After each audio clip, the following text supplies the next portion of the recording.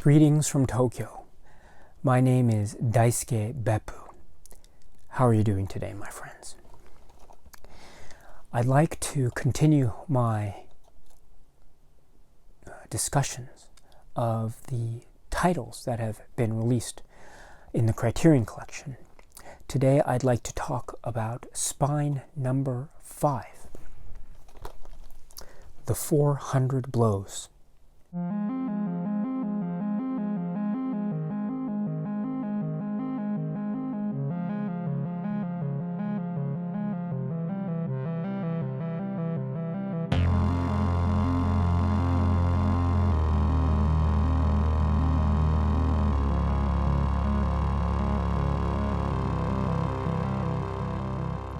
The 400 Blows is a film, a French film, released in 1959. And this is a film that is directed by a gentleman whose name is François Truffaut. And it's a black and white film in French. This happens to be the dual format release of this film. So it had a DVD and a Blu-ray. And this has 2 audio commentaries, one by cinema professor Brian Stonehill and another by the director Truffaut's lifelong friend Robert Lachenay. There's also rare audition footage of the actors of the film. There's also newsreel footage from the films showing at Cannes. There's also an excerpt from a 1965 interview with Truffaut, in which he discusses his youth in the context of this film. And also there is an excerpt from a 1960 interview with Truffaut about the global reception of this film. And there's a trailer. Before I continue, I should say that I will be talking now about specific details of the film The 400 Blows. So if you don't want to listen to those because you haven't seen the film or you don't want to be spoiled, I suggest that you stop the video now and come back to it after you've seen the film. The video is not going anywhere, so please take all the time that you need. I'm very happy to talk with you about this film after you've seen it. I think this is, for me, one of those greats. This is one of those greats. This is a film that one can see many times, many times, and never tire of it, because it is a film that is so universal and so understandable and so relatable. It is a film about a boy who does not have guidance in his life. He is a boy that has been born into unfortunate circumstances. He's a boy that does not have enough love in his life. He does not get the love that he needs from his family, and specifically from his mother. He does not get the guidance that he needs from his teachers or the authority figures. He does not seem to get the attention that he deserves. And as a result, he is trying to deal with his life and his circumstances the best way that he can. He seems to be a boy that has energy and life and talent, in particular perhaps a talent for writing, but that never goes fulfilled, at least during the course of this film, because we are dealt with instead his lot in life, which involves one of being, let's say, ignored, or perhaps another way to put it, not being given the attention that he needs from his mother and father, well, stepfather. And therefore, we see the results of him in this very cold and cruel environment. However, it is not a tragedy. It is not a story that is sad from the get-go and just keeps on getting sadder and sadder. No, it is a film that is filled with energy, and it is filled with vitality. And this vitality comes, I think, primarily in the form of the performance by Jean-Pierre Léaud as Antoine Doinel, the child, the main character of this film. His performance is revelatory. It is extraordinary because it is both subtle and it is pitch perfect. It is subtle in the sense that he doesn't overdo it. There is no sense of him milking the situation. In other words, he doesn't overplay it in terms of the melodrama. He just plays it just right. You just see it in his face, and what his face registers is maybe frustration and sadness, but we never see it developed out in the open, at least for the most part. So it's a very controlled yet very poetic performance. And another way that the film gains its vitality is in the way that the film is shot itself. There is a freshness in terms of the way the camera moves. There is an eagerness in terms of how characters move in and out of frame. There is a softness in terms of how characters find hope. And there is a particular punch when cruel things happen. So these are all filmic techniques that help to present this story in a way that is very engaging and very stimulating, both visually and orally, and in a way that helps us to, or it guides us through this world which is otherwise potentially quite depressing.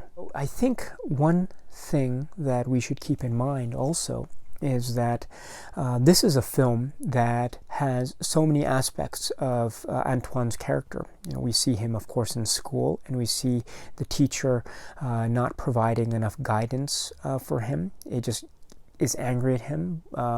Maybe sometimes the anger is justified, but really we see or we sense the potentially devastating effects that this will have on his character. There's, of course, also that very heartbreaking moment when we know that Antoine was, in fact, perhaps subconsciously plagiarizing Balzac.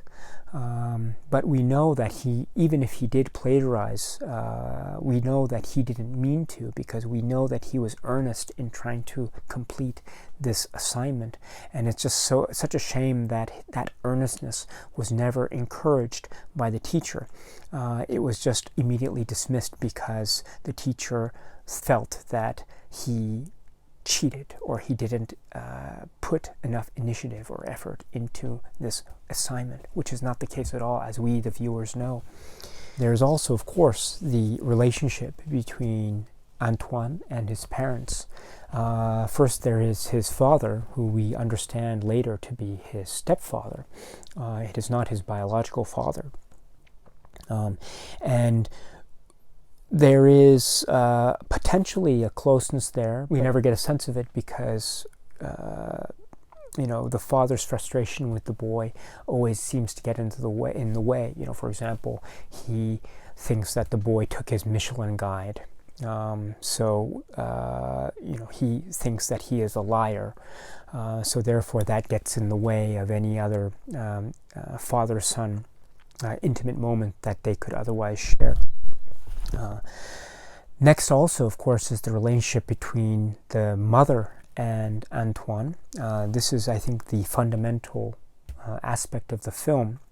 And this is because we realize that the mother is quite possibly one of the worst mothers that we see in cinema. And I think she's quite bad because we realize that from the get-go that she doesn't show Antoine the affection that I think that would otherwise be very valuable in his life and his upbringing. We never see her be happy when she is with him, at least for the most part.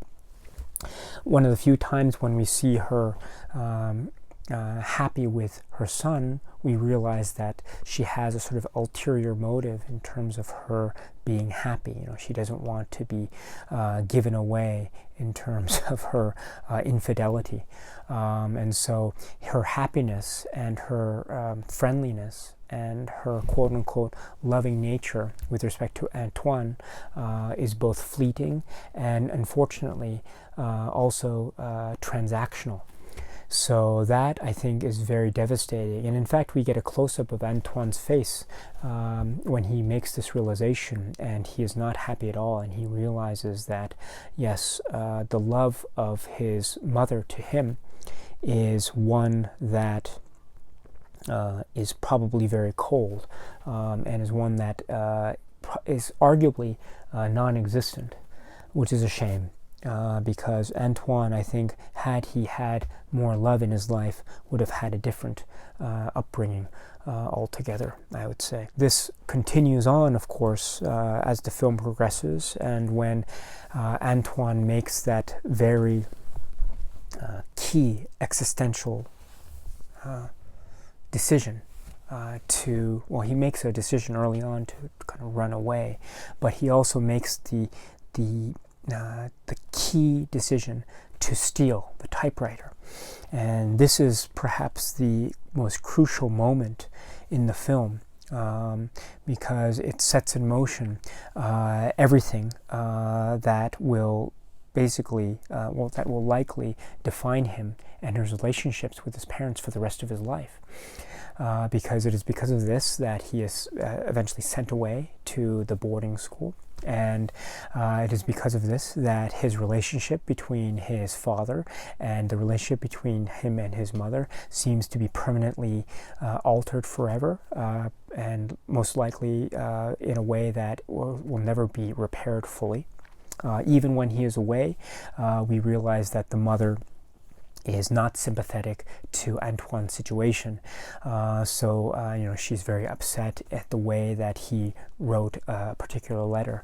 And so she still expresses frustration and anger towards the boy, even to the end. So there is a suggestion that there is no way that the relationship will be repaired. And perhaps there was never any relationship there to be repaired to begin with. But you see what I'm saying, that there won't be any loving relationship between mother and son, or there won't be any love that is expressed by the mother towards the son. And I think the act of the typewriter is the key event that sets that chain of events in motion. And then, of course, the film continues on to the memorable climax of the film, right? Which is this his escape from the oppressive boarding school. And it's oppressive in that, well, before I get to that, it's so oppressive in that wonderfully Dickensian way of, you have these teachers that really don't know anything except to impose an almost abusive authority. You remember that moment when one of the teachers just slaps Antoine across the face, and that crack of the sound is just so startling and striking. It just adds to this air of Antoine as being an almost an Oliver Twist type character. It just adds to that almost fatality of the situation. But that bleakness is suddenly broken, right? Because we see him and we witness him escape, and we see that wonderful long shot of him. It follows him, and he's just running away, and just follows him from the side, and it just tracks with him as he's running and running and running and running. And it's just that feeling of freedom that he must have, and that we feel in terms of the vigor and the vitality of this beautiful movement that is so exhilarating, and in a very touching and poetic way, almost life-affirming. And where does he go? He goes to the beach, he goes to the coast, he goes to the sea. This is the place that his mother requested, right? She requested that he be sent to a place that was near the sea. And so there he is, and he is running, and then he runs across the sand, and then he goes to the waters.